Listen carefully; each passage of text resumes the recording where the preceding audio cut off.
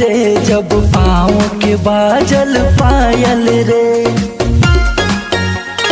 हाँ दिलवा भइल बा घायल रे जब पाँव के बाजल पायल रे।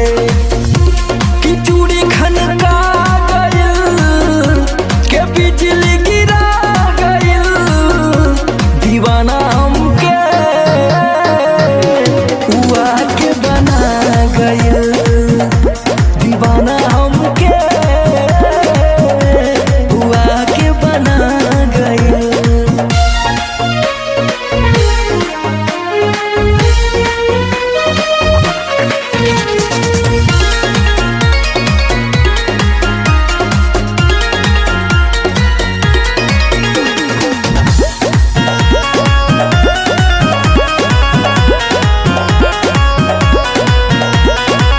लाकता उतरल बा गोरिया आसमान से इतना सुघर फुलवा हवे कौना बगान के हो।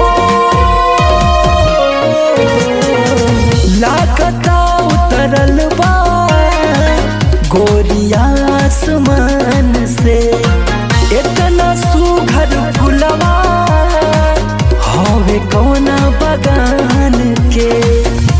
नजर पे छा गइल उ दिल के भा गइल दीवाना हमके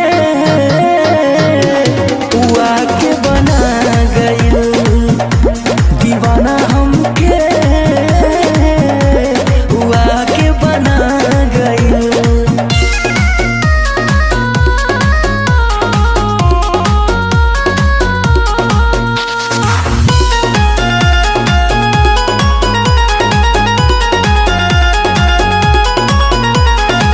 शीशा जैसन चमके चेहरा गजब हो करे समर हरिंदर शुक्रिया तोहे रब हो।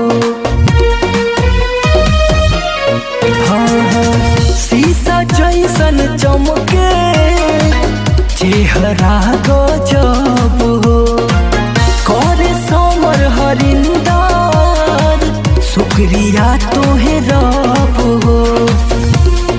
औखिया लड़ा